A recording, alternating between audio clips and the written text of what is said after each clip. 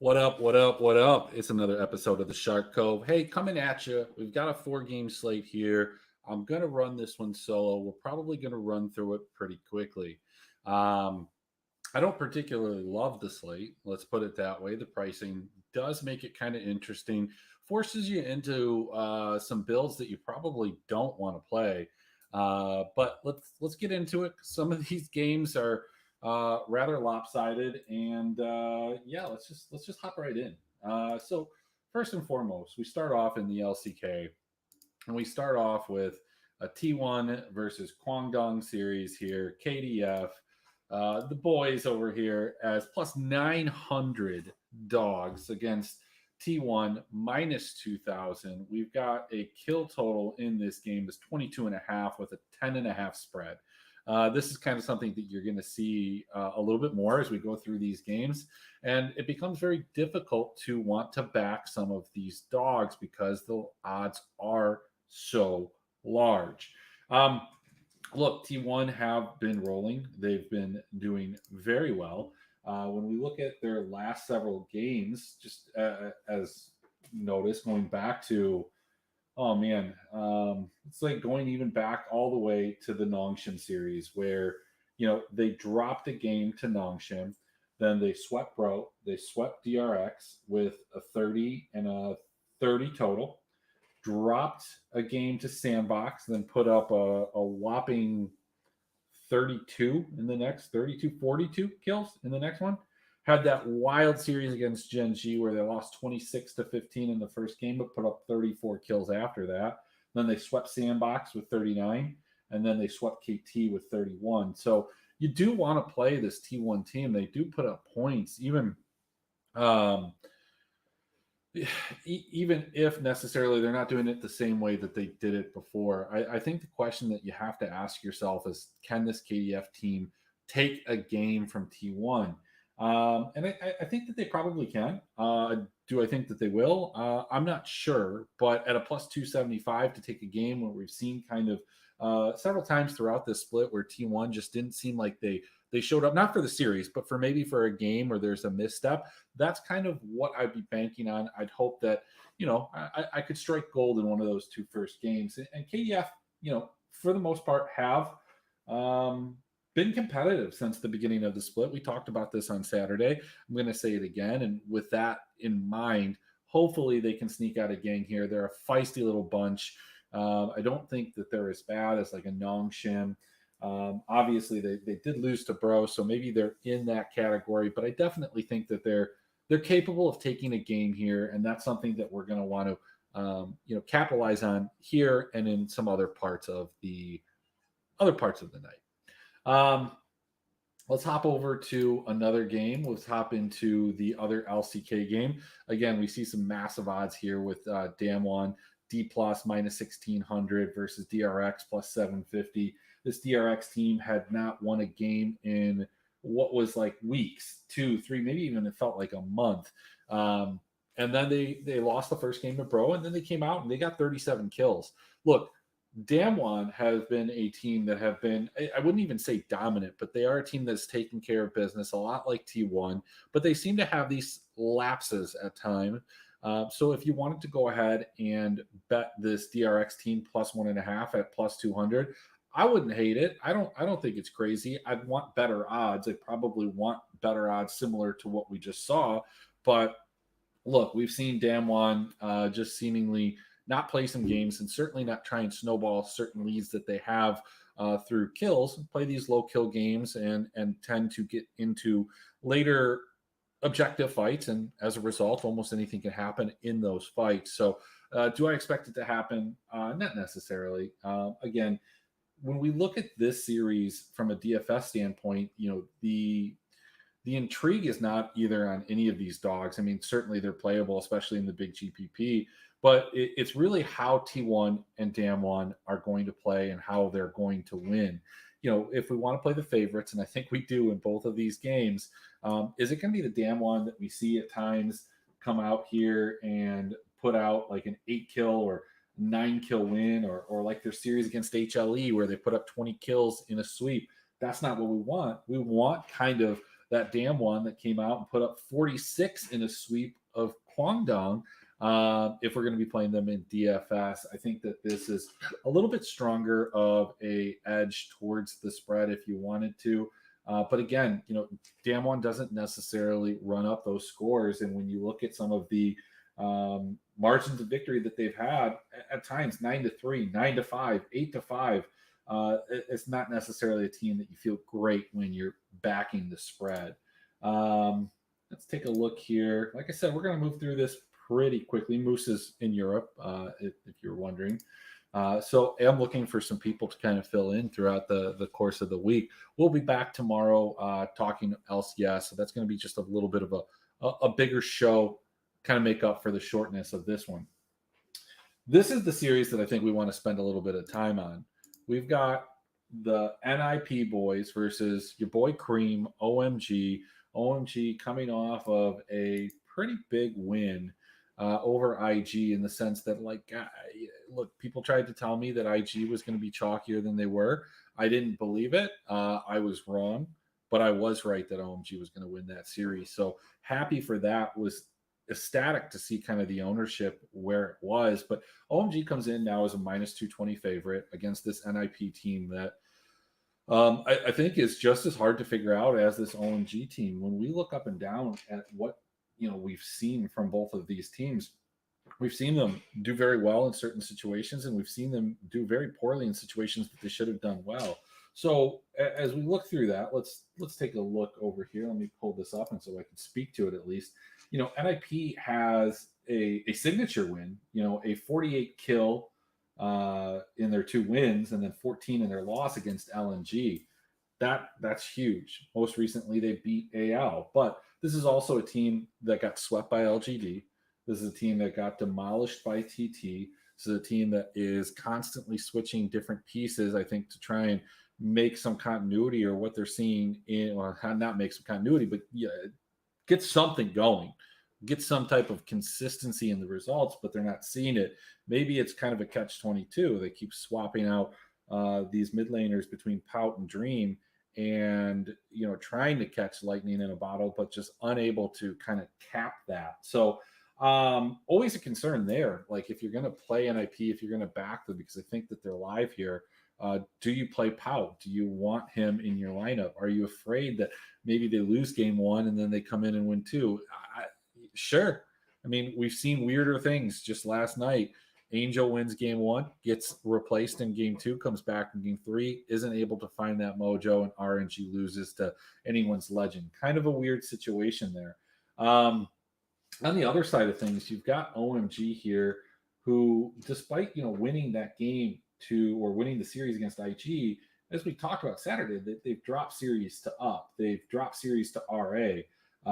They've lost series that they probably should have won.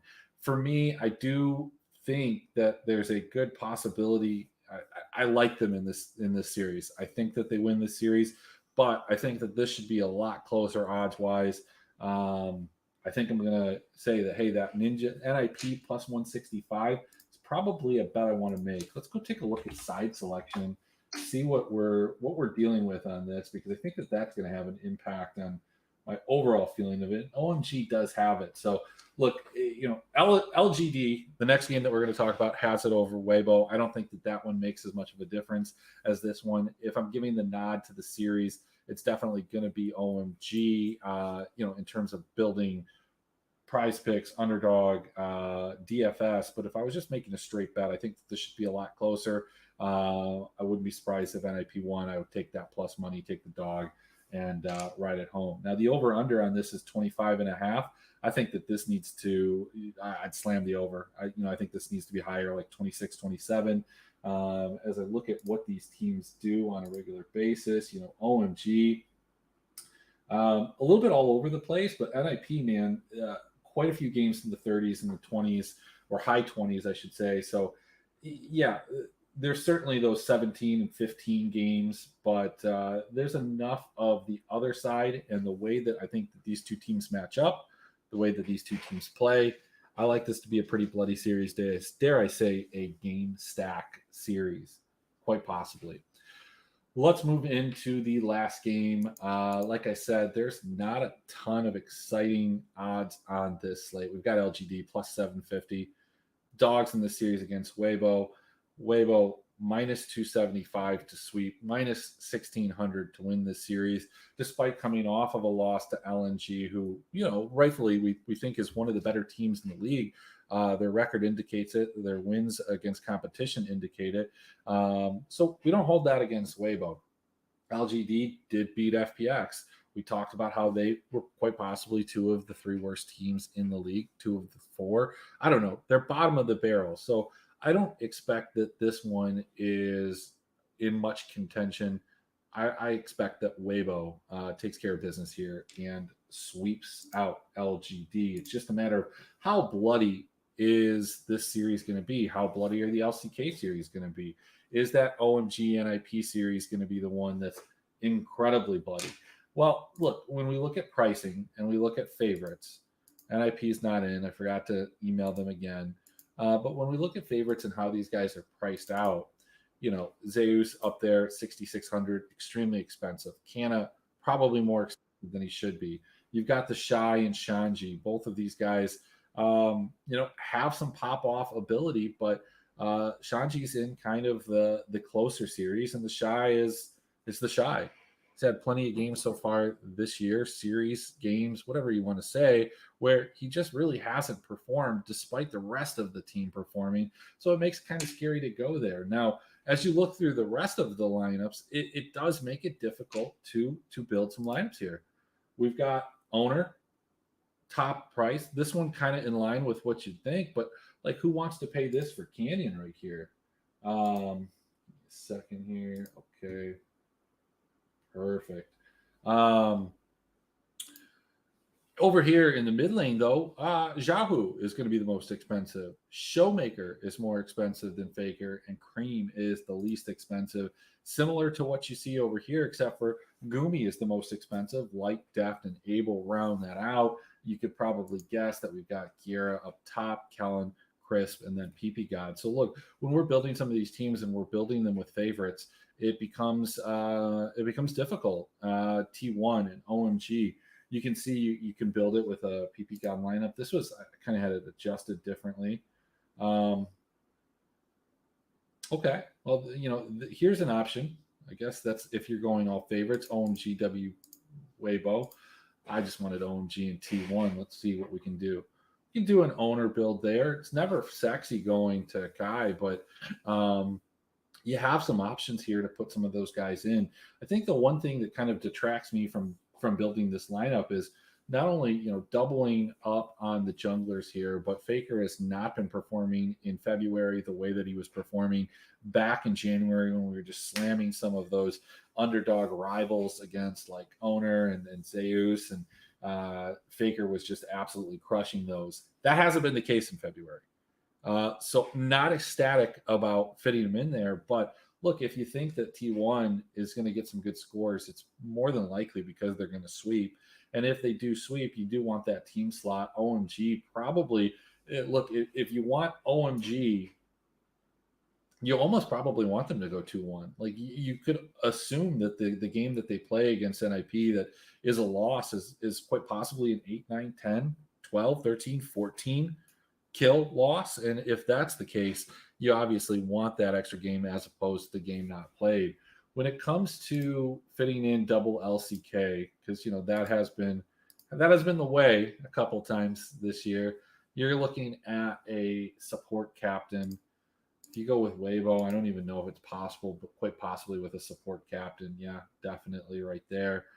We saw that what you could do with Weibo and OMG. I think that the challenge is that like most of what you're looking at is you're looking at OMG or NIP and kind of putting a flag in the ground and making a decision there.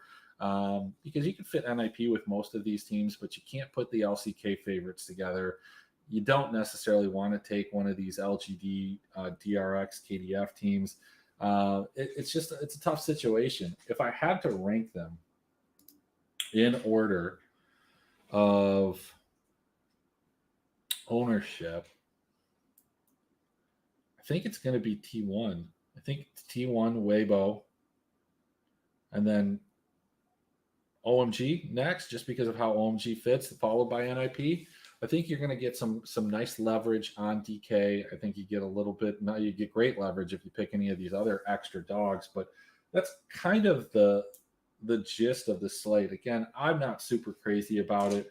Not a huge fan. Let's talk about a couple things that we can do in terms of underdog picks or kind of points with building the lineups. First and foremost, I alluded to it earlier. Faker has not been nearly as bloody as he was in the earlier parts of the split. His last several games, he went 4-3-3, 1-1, and 2. That includes some of those wild games against Gen G. He's just not been a stone cold killer. Likewise, or I should say, unlike that, Showmaker, who started off the split pretty subdued, has massively increased his kill share since the start of February. We saw Def go from way high up at 38 down to a 28. He's lost 10%. A big part of that has been Showmaker jumping from the mid-20s up to about 32% kill share over the month of February, with Canna picking up kind of the rest. So with that in mind, I do have a couple things that I like based on the projections for prize picks and for underdog.